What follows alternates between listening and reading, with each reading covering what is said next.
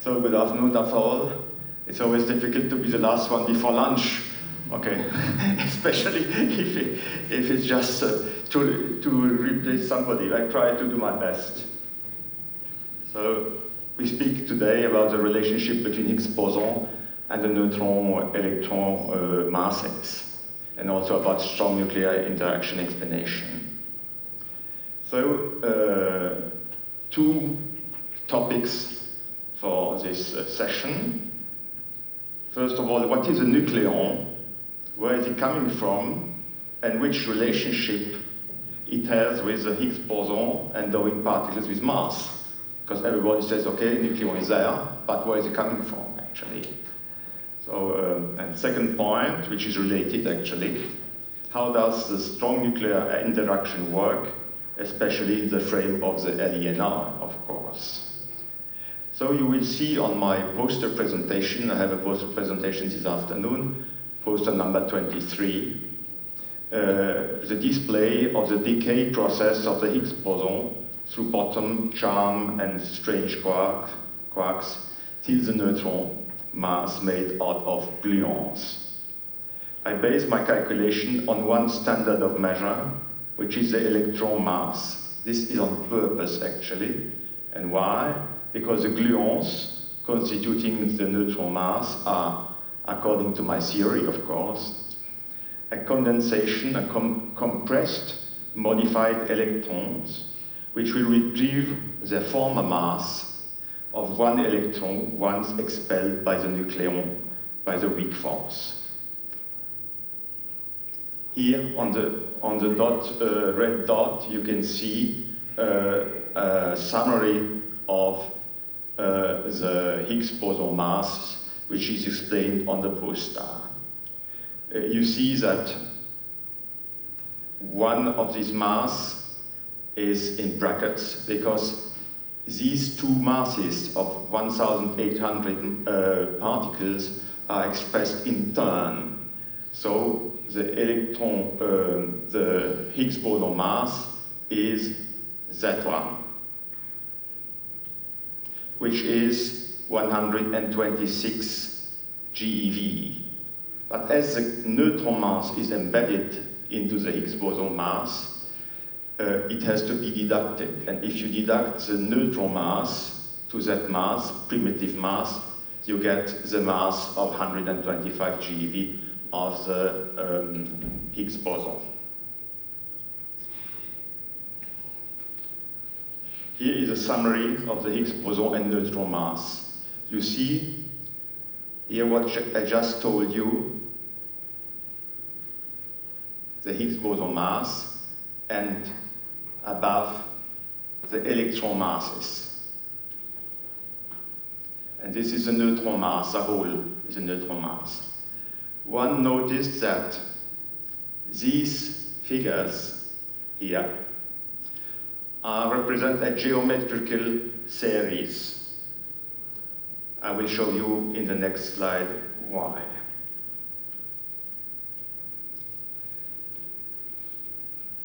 Just to skip a little bit because we are with our time. Here you have, let's say, the neutron part of which is made of gluons. And here you have a trunk of the neutron, which is comparable to that one of the boson, but it's 100 times less massive. This is exactly what I show you. It is a series. If you see the series, it's 1, 0, 1, 1, 0, 2, 0, 0, 3, etc. We have columns and lines also, and these columns and lines are very important. It's the reason why I work not with equations, but I work with matrices. There is a purpose, of course. If you put all this together, I come to a neutron mass, which is corresponding to the neutron mass we know experimentally. This is the same table, but a bit different, so I skip. Now we have about the relationship between neutron, proton, and electron. mass of neutron, as we just said, have seen, according to the table I have shown you, is equal to that one. In electron masses, this is what in MeV, what I just told you. Through this expression, it's possible to induce a simple mathematical relation between the masses of neutron and proton by introducing a mass of 1.913 electrons. This is, of course, on purpose. I have a calculation. I cannot show you the calculation, of course, but I'll show you just the result. So, and then we have a mass of the proton, which is that one. And why have I chosen this mass, electron mass of 1.913? It corresponds also to a charge of the neutron, the dipolar magnetic moment. We do not know why it is anomal. So I explain also on my poster the relationship between the two anomal dipolar magnetic moments of the neutron and the proton. So here you have a summary of the nucleon.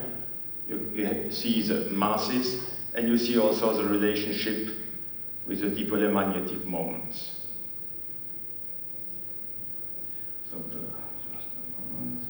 So to go quicker, I just give you an example of the progressive constitution of the neutron.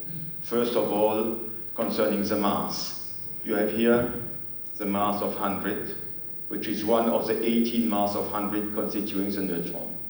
And then you have the masses which are part of the geometric series. You can see that first there is a positive mass at the instant 1, resulting in a positive mass. Then at an instant 2, the negative mass is introduced, but at the same time the positive mass is increasing. And the result is that one. These results you can see on the table I have just shown you. At the end, you have the results, the global results. What is important to know here, that everything occurs like if the masses, if the particles had lost 99% of their mass. Actually, it's not lost. It is just offset by anti-mass. So there is a mass plus an anti-mass, and this is very important. We will see for the next, in the next minutes. Now we are coming to the binding energy. In studying the binding energy, which is of importance for the LE. Now, of course, we have to look again at these figures. In considering, first of all, helium-4, I can show that there is a disappearance of mass of a neutron pole. Let's say all these figures, mass figures, which are outside this chunk of the 118 times 100 masses, and 2 proton poles for 4 nucleons. The schema is the following, actually, and this is interesting. There is a neutron first, and a neutron pole. This neutron pole is getting again a neutron. Why? Because just removal of the antimass. If you remove the antimass, you have a new neutron, but of course you have lost the pole of the neutron, because this pole of the neutron is getting a new neutron. This happens for helium-4 3 times. And so 1 pole of the neutron and 2 poles of the proton are lost. If you calculate that, you come to this figure, 28.3 MeV, binding energy of helium-4. So everything happens as if these four neutron and proton had lost a part of their mass, but actually that mass is getting in new neutron and proton. So the mass is now Z1, and you will see we have lost 3 poles. What is important is that remark at the end. One noticed that there is a difference between this type of fusion, if we can call it fusion, and the classical fusion.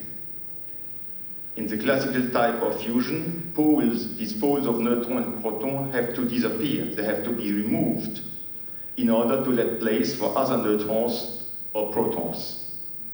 And so what happens? These poles have to be expelled, and they will be modified into neutrons and gamma particles. And this is the reason why in a classical fusion there is an expel of neutrons and gamma particles. In the LNR case, this is different. It modifies a pole of neutron and proton in a new neutron and proton, without having to expel any pole. Hence, no neutron or gamma ray expelled. This is due again to the removal of antimass, creating actually more mass. This is a process of nucleosynthesis I propose. So another question is, why is the alpha particle actually, or the helium-4, why is it stable? Because it contains 2 protons, and normally they should not be stable. Actually, we have to recall that 2 poles of the proton have disappeared. If 2 poles of the proton disappear, we have actually 2 protons, each one with 1 pole. Let's say they behave exactly like 1 proton with 2 poles. And so there is no problems of repelling of the neutrons. Of course, I can explain it a little bit better, but I have this afternoon, I have two posters to explain it. So I have to be to go a bit quick. It is the same for helium-3. Again, I come later on front of my poster to that. Relationships between the binding energies of the 2 of deuteron, tritium, helium-3 and 4. The deuteron has, let's say, a binding energy of 4 times the value of a line. I have to explain what is the value of the line. I skipped it for reason of time. And this is giving this mass, 2.2 MeV. For helium-3, it is the same. We have this mass, tritium the same, and now we come to alpha particle and helium-4. This is a bit different, you see. If you include these ones, you come to a certain number of lines, which corresponds to 28 point, sorry, it's a point here, 3 MeV. Because this is the binding energy of the alpha particle seen from the neutron side. On helium-4, instead of having this, you have 2 poles removed from 2 different protons. Actually, this is seen from the perspective of the helium-4, the proton perspective. So there is a little difference in mass. So conclusion, I just can say that this is a new concept of nucleosynthesis. Of course, it has to be largely improved and discussed, if possible. Nevertheless, I can explain much more this afternoon before my posters. Here I have just an example. You have O16. You can see how I built the binding energy of oxygen 16. These are four helium-4 binding energies, 2 deuterium ones, and 2 NN ones, which are the neutron ones. The result is very close to the experimental result. And then I have also, for the display O17, you will see on F17 there is a neutron more, of course. So one A bond has disappeared and is replaced by one NPP bond, let's say one tritium bond. You can see here the calculation, which is a bit different to that one of oxygen 16. You have only 1.5 NP and 1.5 NN instead of 2. But instead, you have one NPP more, and you come also to a result which is quite close to the results of the experiments.